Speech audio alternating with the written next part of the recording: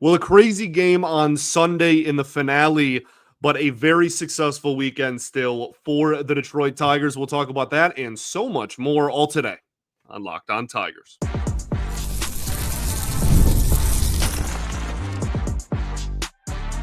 You are Locked On Tigers, your daily Detroit Tigers podcast. Part of the Locked On Podcast Network, your team every day.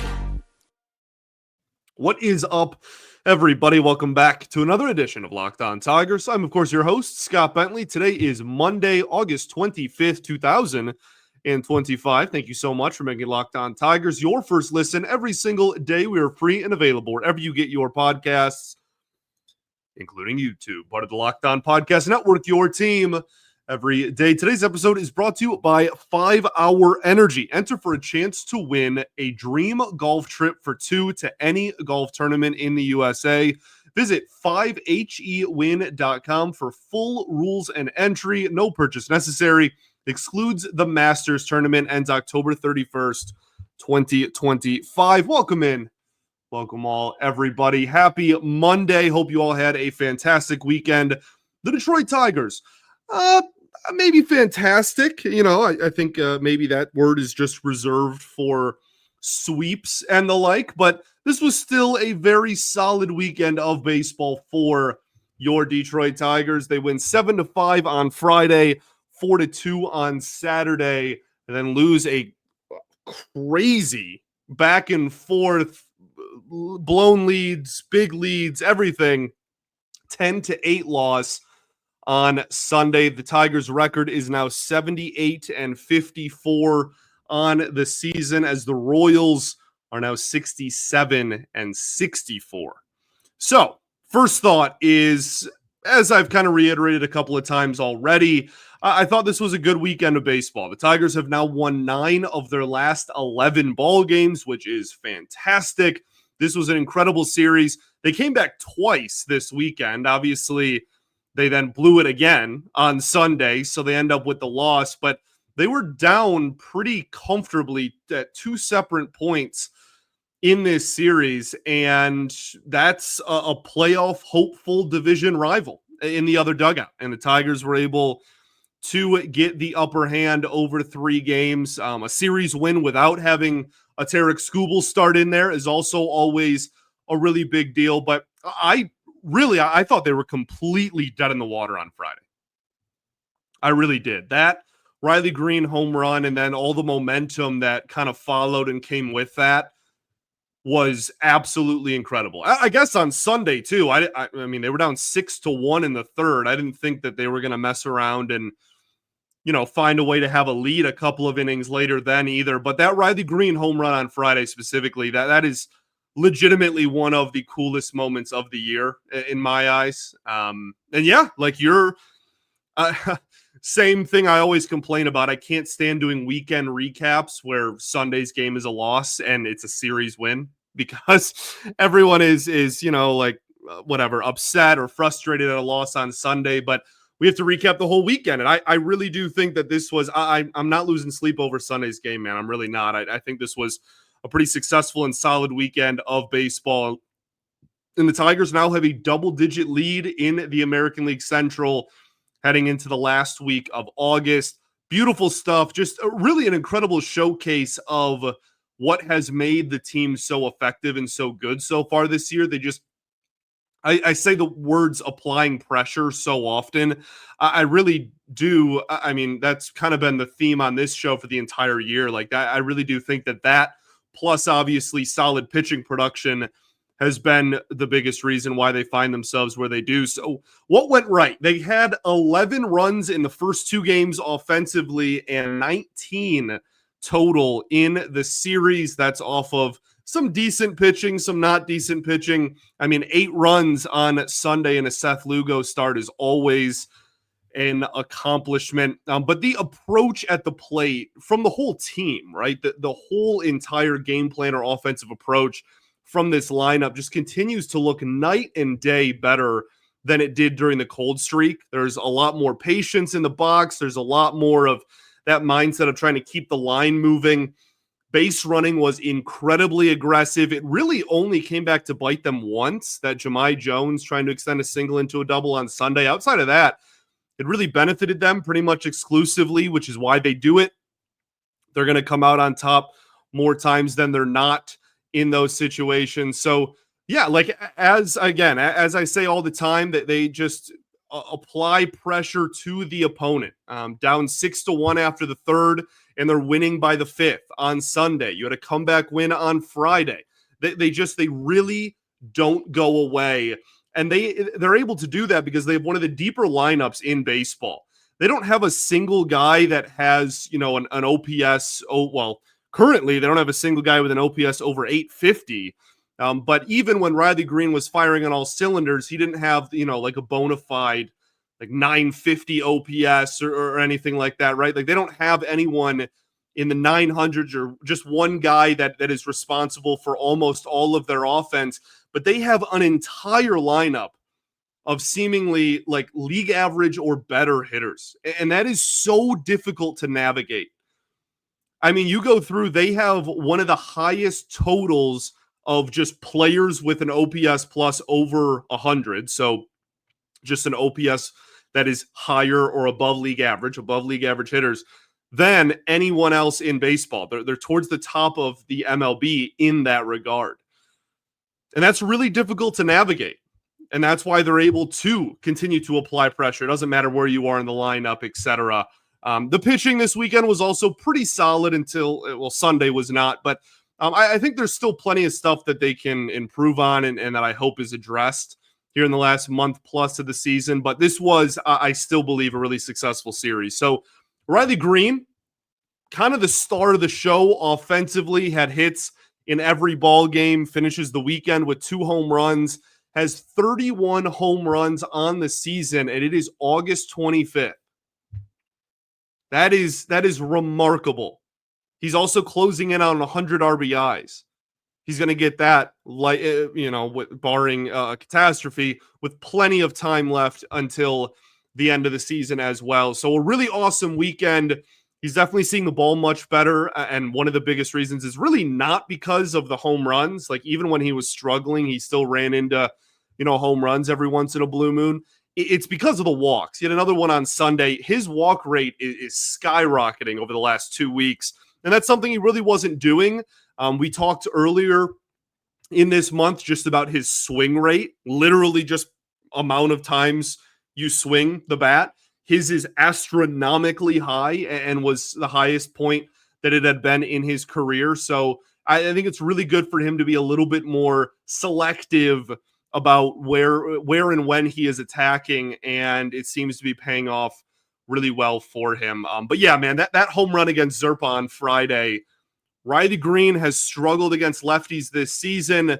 Zerpa has been incredible against lefties. Riley Greene's OPS was against left-handed pitching was in the 500s going into that at-bat, and Zerpa's OPS against left-handed hitters was in the 500s going into that at-bat. That chess match between both managers, and slider gets a little bit too much of the plate, and Riley Greene takes the lead. Just an unbelievable moment, and then kind of the floodgates opened, and they just really kind of pounced on them and smelled blood and walked away with a win. So that was truly one of the coolest moments of the season for me, I think, and hopefully they can keep that momentum going.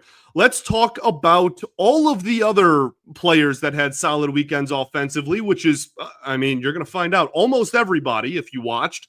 We will do that right after this. First, though, got to talk to you all about our friends over at 5-Hour Energy Transfusion. Time to fuel up and turn it up with 5-Hour Energy Transfusion. This grape, ginger, and lime-flavored shot brings the iconic taste of golf flavors to a non-alcoholic boost. Perfect for sinking birdies or making great memories with friends. It's a hole-in-one for your energy game. Whether you're out on the course or just need a little bit of that extra push to power through a day, 5-Hour Energy Transfusion delivers the clubhouse flavor you love without ever leaving the green. There's so much fun to be had on the golf course, and sometimes you need a little extra boost or one of your, idiot friends is like, hey, let's go for a whole nother round of 18. Well, you're going to need 5-Hour Energy Transfusion. It's all about making good times with good people and good flavors. The grape ginger lime flavor of 5-Hour Energy Transfusion gives you the best parts of your clubhouse go-to without ever leaving the course or chasing down the bev cart. So now you can amp up for even more fun. Just buy, snap, and enter for a chance to win a dream golf trip for two to any golf tournament in the USA. Tee up that trip. Visit 5hewin.com for full rules and entry. No purchase necessary. Excludes the Masters Tournament. Ends October 31st, 2025. All right, everybody, welcome back here. Segment 2, Locked On Tigers. Appreciate y'all for tuning in. As always, making us your first listen every single day. Shout out to the everydayers that do tune in every day. And we will, of course, be back tomorrow recapping Game 1 against the City Redacted Athletics.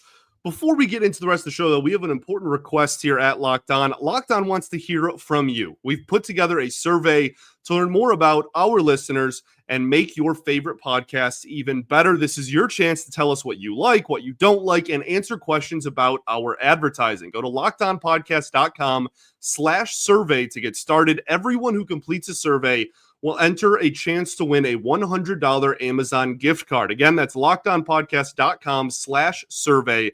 You can also find the link in the show notes of this episode. Thank you for helping us out. Let's get back to this 10-8 loss on Sunday, but this weekend series win for the Detroit Tigers offensively. We talked about Riley Greene, Spencer Torkelson, 2 home runs this weekend. He is now at 28 on the year with still a week until September. He has been really consistent since the All-Star break. You go look at his stats since mid-July, and they are very, very solid.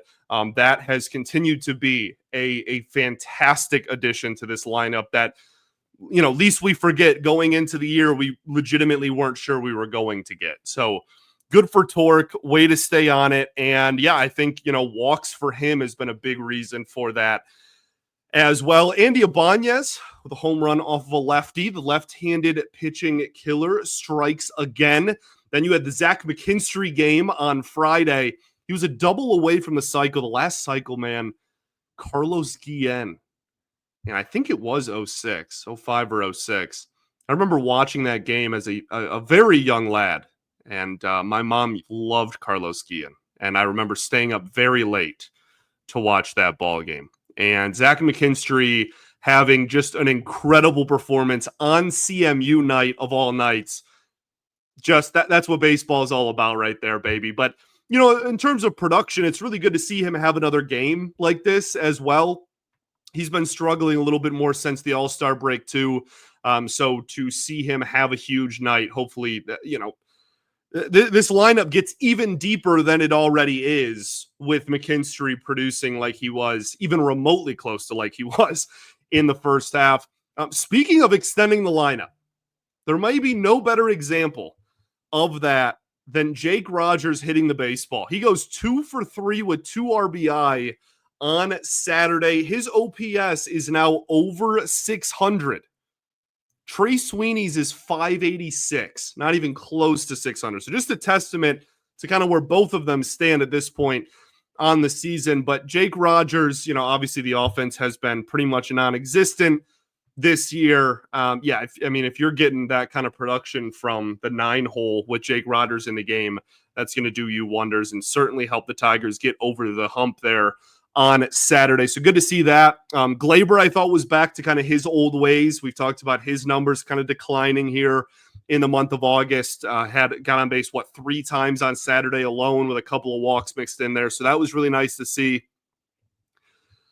We got to shout out Jahmai Jones, man. Like, he rocks. He's just an absolute dog. Okay. Yes, he is the lefty, specialist in DH and in the outfield or whatever.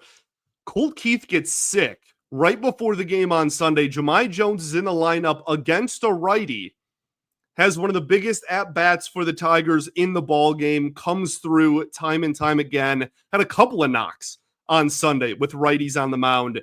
He's awesome. He is the epitome of him and Zach McKinstry and Andy Ibanez, like those guys really are the epitome of the gritty Tigers. And I adore Jahmai Jones. What an awesome story he's been this year. So that's really it for the offense in terms of like standout producers. But the pitching was really interesting because I didn't love it, but it was outside of Sunday. It was good enough. It was productive. Chris Paddock, 5 innings, 5 hits, 1 earned run, 1 walk, 1 strikeout. He only had 1 single swing and miss this entire outing to go with his 1K. So it's great to see him get results. And I think that is why AJ pulled him when he did. He didn't have a very high pitch count and he had only thrown 5 innings. But the bullpen has been really solid lately. And I really have a hard time believing that anyone was super confident with Paddock, navigating through the 6th, 7th inning even of that ball game, given how much contact he was giving up and honestly at times hard contact he was giving up. But we will take it. And like outside of facing his former team, he has not given up runs. So we'll see how that continues to develop. They got a month here to try and iron out the postseason rotation and who's going to be a part of it and who's not. So we'll see what he can do the rest of the way. Casey Mize with, I guess, a weird outing. It was brutal. The first 3 innings were legitimately some of the worst that I think he has looked this season. And then he kind of was able to limp to the finish line and he was an out away from a quality start even still. 5 2/3, 9 hits, 3 earned runs, 1 walk, and no strikeouts. Has now a 3.68 ERA on the season. He just has really struggled since the All-Star break. There's no other way around it. He had no swing and miss. I think he ended with 3 whiffs. No pitch had more than 1. And he was getting hit incredibly hard the first time and a half to 2 times through the lineup. Those first 3 innings were brutal, man. Every single hit was a line drive, hard hit ball. Through the 3rd inning, his average exit velocity was like pushing 100 off the bat. And then the last 2 2/3 and almost 3 innings, he missed a lot more barrels. He still didn't get swing and miss, but like had a couple of innings where it was a lot more ground balls and weak contact. And yeah, like it was so odd. If you are looking at that postseason rotation, you're trying to navigate and figure out, okay, who is going to be the 4th starting pitcher they may go to in the postseason? Who do you trust more between Finnegan? Well, not Finnegan. I just read Finnegan's name on my show sheet. That doesn't make any sense. Who do you trust more between Paddock and Mize? I'd imagine most people are going to say Mize, and I probably agree with that if I'm left to choose strictly between those two. But, Morton is going to throw his hat in the ring. Melton is probably going to throw his hat in the ring. It's just going to be really interesting to see how they navigate through that because Mize is now going on over a month of really poor production. And Maddox, can I talk? And now Paddock, rather. I wish it was Greg Maddux. That'd be sick. We're going on a decent sample size of him to kind of understand what we'd be getting with him in the postseason as well. So something to keep an eye out for there. The bullpen was pretty solid this weekend. Finnegan, now we actually do talk about Finnegan, was fantastic. A 3.44 ERA now on the season. He's dropped his ERA like an entire run in 3.5 weeks since joining the Tigers because he hasn't given up a run yet. Fantastic stuff. Will Vest gives up 1 absolute nuke to right field, but outside of that, and it was low leverage, didn't matter at all to the ball game. And outside of that, he was fantastic as usual. Melton gives up a really hard hit home run. Outside of that, business as usual. Tyler Holton, I thought was solid. I thought blaming Holton for what happened on Sunday was kind of ridiculous. He enters the ball game with 2 in scoring position and no out or 1 out. That's not on him. So let's talk about what did go wrong this weekend. I really do think that this conversation kind of starts and ends with the entire weekend on Jack Flaherty. 5 innings, 10 hits, 8 earned runs, no walks, 3 strikeouts, and a home run against. His ERA is now 4.87. You want to talk about playoff rotation?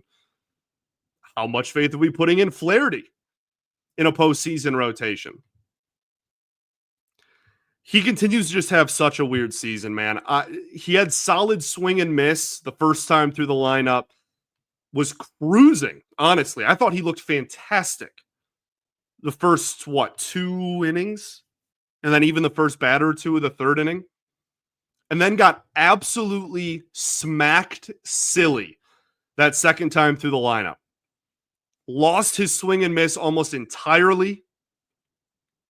Then kind of weirdly got it back. A lot more weak contact. And then the 6th inning happened.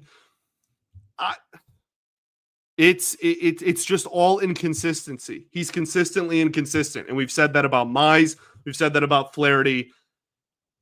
It reigns true. His ERA is almost 5 on the season, dude. The decision to leave him in, I think, is probably worth criticizing. I do want to be fair. Like I always say, those decisions are so just hindsight is 2020 a lot of times throughout the course of a season. If he gets through that 1, 2, 3, I'm not coming on here and I'm like, wow, the decision to leave him in was so ridiculous. But it worked. We're not even having this conversation. But I understand the logic of not wanting to pull him after 3 or even 4 innings because you're trying to preserve the pen as much as you can. You don't have an off day on Monday. But if you're willing to put Holton in, 2 batters into the inning, then you're probably willing to put him in at the start of the inning. I just, if you want to get super nitpicky, you probably can just, he doesn't have his best stuff today. You can probably turn it over just earlier. But alas. And that's kind of it. I didn't think Hannafy was very good. His velocity was way down too, so that'll be something to kind of keep an eye out for. Trey Sweeney's at bats were on, par with what he's done this season. I didn't think those were very good, but that's kind of it in terms of what went wrong. You had one starting pitcher give up 8. Outside of that, it was a pretty solid weekend with not a whole lot that went wrong. The offense was great on Sunday. It was very productive. Okay, let's talk stuff. We'll do that right after this. Got to talk to you all about our friends over at FanDuel. August 26th is officially FanDuel Futures Day, a brand new holiday for football fans who live for bold predictions and preseason hunches. For just 24 hours, FanDuel is giving you deals on the NFL season. So whether you're calling your MVP, enjoying long shot division winners, or ready to crown your Super Bowl champ before week 1 even kicks off, this is your moment. Take a flyer on the MVP race before the season starts. Crown your champion in August, why don't you? Or parlay your division winner dark horses. Visit the FanDuel app today and start planning your futures bets now, because Futures Day is one day and one day only. FanDuel, play your game. All right, everybody, welcome back here. Third and final segment of Locked On Tigers. Appreciate y'all for tuning in. As always, let's talk stuff. So Alex Lang was sent down to AAA Toledo this weekend. Drew Somers recalled, makes his major league debut this weekend. Obviously, the biggest thing, they only had one lefty in their entire bullpen going into this series, so that gives you another lefty to work with. He's had some pretty solid strikeout numbers and swing and miss numbers in Toledo and Erie so far this season. He's got solid stuff. I mean, I thought the breaking ball was kind of weak in terms of just shape, but the velocity's solid, and I'd imagine that he's going to be pretty effective against left-handed hitters, and that'll be the role that he's mostly used in. I think in terms of his sustainability on the roster, there's probably a decent chance that they, pitching chaos light this situation the rest of the season, where it's not going to be the complete full thing we saw last year, but maybe that bottom spot in the bullpen or the bottom 2 spots in the bullpen is kind of a revolving door based on matchups and based on who they're playing going forward. So we'll see what happens, but congratulations to Drew Somers. Gets his first Major League appearance and Major League out. Had some command issues, but probably is riled up and emotional. I try not to take too much stock, I'll say, into what a pitcher does in their first ever major league performance. So yeah, you kind of see the vision there, though. Decent velocity from the left side with that fastball, got some tail on it as well. So we'll see what happens with him. Kevin Newman signed to a minor league deal in the Tigers organization. Will report to Toledo. This is just organizational depth, but never a bad thing to have, especially, who are you going to add to the team post trade deadline at the end of August? Like, there really isn't anything out there, but I think that this is just, the Angels cut him. They have no use for him anymore. He's had a couple of okay, maybe seasons in the last 5 or 6 years, but has been very ineffective and unproductive this year. They'll stick him in Toledo, and if 4 other injuries happen, then Kevin Newman will be in the majors. But this is just strictly organizational depth. What else did I want to point out? Javi's versatility, plays center, shortstop, and second base all this weekend at different times. So that's kind of cool. That's just like where his value is going to have to be going forward. He's going to have to hit even remotely decently like he has this season, but he also, he's going to have to provide that positional versatility, kind of bouncing around the diamond as well to get the full amount, I'll say, as much out of him as possible. I'll put it that way.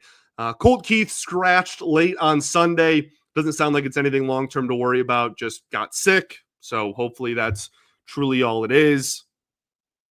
You had Magnum PI Day on Sunday, which is becoming a tradition that I absolutely love. And Tom Selleck was there this year. Took a picture with everybody, but this was like a thing that started, was that pre-COVID? Or it was around that. It was either right before or right after COVID. And, at first you kind of, there's like 2 rows of people that are just dressed like Magnum PI and dressed like Tom Selleck in their Tigers ball caps and Hawaiian shirts. And you're like, all right, like, sure, I guess, And they put it up, they had Johnny Kane go out there and interview him or whatever. And now it's like, it's a whole section of the field. I mean, it's like a legitimate, again, they got Tom Selleck to show up this year. Just continues to grow and is kind of just like this awesome thing that is only a Detroit Tiger thing. Magnum PI wore a Tigers hat. It's only going to be a thing here. And so I think it's awesome that they're leaning into it and really, marketing it now every year. I think it's a really cool thing. And how can you not love the Detroit Tigers? Well, I'll give you one reason. It doesn't sound like Kevin McGonigal is going to get the call this season in 2025. That was a great transition. I got to pat myself on the back there. No, but kind of frustrating, I guess. It was always a long shot. I never thought that it was actually going to happen. I see Trey Sweeney's at bats and I see the amount of playing time he gets. Like, it'd be one thing if Trey Sweeney was on the roster and played once a week and had 30 plate appearances on the season. Okay. That would be much different. I'd be like, okay, I don't want to call McGonigal up and just have him ride the bench either. If there's no room for him, there's no room for him. Trey Sweeney plays like almost every day, dude. It is mind-boggling to me. So in that sense, I am kind of frustrated by the fact that Jeff Greenberg, I bring this up because Jeff Greenberg over the weekend said that it is unlikely that McGonigal is going to leave Erie even, which also seems ridiculous to me, but we'll see. We'll see. Things change. Front offices lie. We'll see what happens. I really don't expect him to make the majors whatsoever, though. Okay, now you play the Athletics, the No City Athletics. We are in, well, the city that shall not be named. They're going to Athleticville, which is Sacramento, California, to play in a minor league ballpark that the Athletics call their home until their soon-to-be future home in Vegas is ready. Athletics, at the time of this recording, have announced 0 starting pitching for the series. So all I have is the Tigers, but it's Skubal, Morton, Mize. Really, whoever they throw up there, the pitching in that park is so difficult. Like, Luis Severino is the best example. He's like the highest paid pitcher in the history of the franchise or something ridiculous because they don't spend any money ever. But his road numbers are pretty darn good, and his numbers at home in Sacramento are horrendous, like ERA over 6 or even 7 at one point this season.